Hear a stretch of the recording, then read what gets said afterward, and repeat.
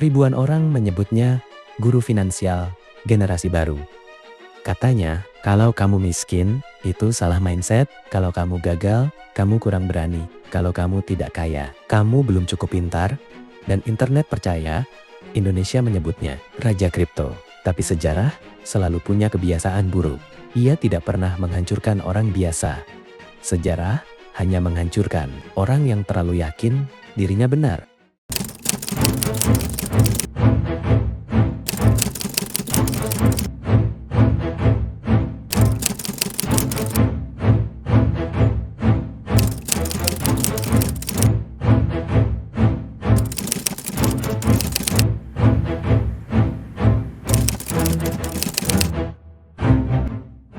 Cerita ini tidak dimulai dari kripto.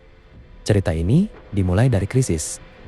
Timothy Ronald lahir di Tangerang Selatan tahun 2000, di usia sekitar 15 tahun. Hidupnya tidak ideal, orang tuanya bercerai.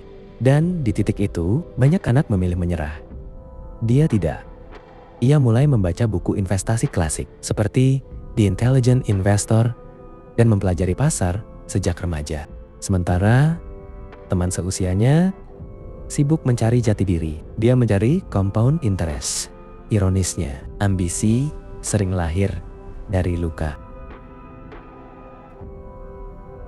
Internet Indonesia sedang lapar figur sukses muda, dan Timothy datang dengan formula sempurna. Pintar bicara, percaya diri, ekstrem, gaya hidup tajam, opini hitam putih.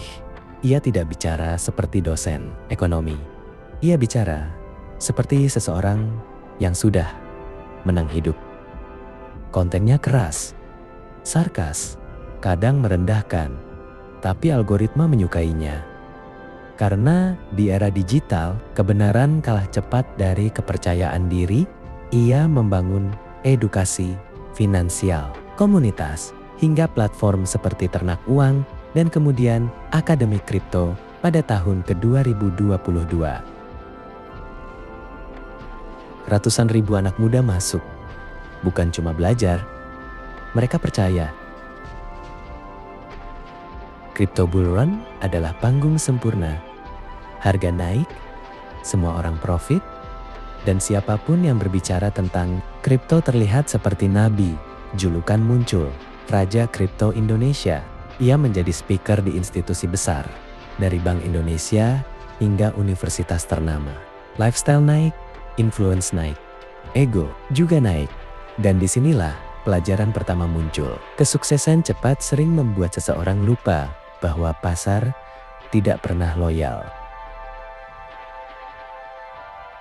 Kontroversi pertama bukan soal uang, tapi kata-kata, komentarnya tentang Jim yang dianggap merendahkan banyak orang, memicu kemarahan publik. Internet berubah dari fans menjadi pengkritik. Karena dunia digital punya hukum. Orang boleh sukses, tapi tidak boleh terlihat merasa lebih tinggi. Sarkas yang dulu dianggap motivasi, mulai terasa seperti kesombongan. Kemudian datang fase yang selalu datang, bear market, altcoin jatuh, banyak aset anjlok sampai minus 80 sampai 100. Beberapa member komunitas mulai mengeluh kerugian besar. Nama-nama koin yang dulu dipromosikan berubah jadi debu digital. Dan disinilah realitas kripto muncul. Kripto bukan hanya tempat orang kaya lahir. Kripto juga tempat harapan orang biasa hilang. Nama Timothy kembali viral.